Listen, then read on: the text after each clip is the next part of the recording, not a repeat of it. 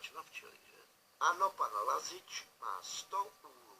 V jednom roce už dokonce vyprodukoval tunu medu, ale profesí je učitel na 1. stupni. Aha. A jak jsou placení učitelé v Srbsku? Něco přes 8 000 korun, což ku podivu sám pan Lazič označuje za solidní příjem.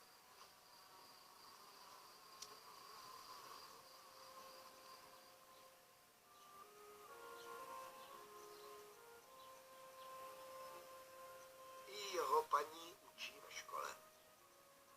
Talent a potřebu malovat v sobě objevila před 15 lety.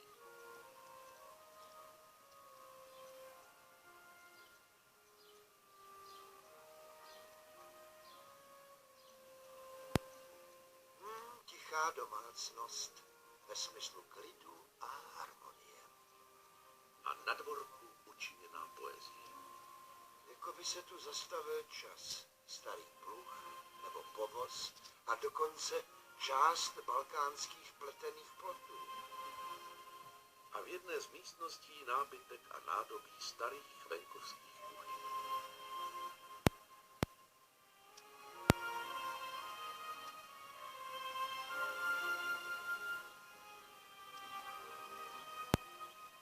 Paní Jelena maluje typické výjevy zdejšího kraje. Malé domky a kolem ovocné sady, především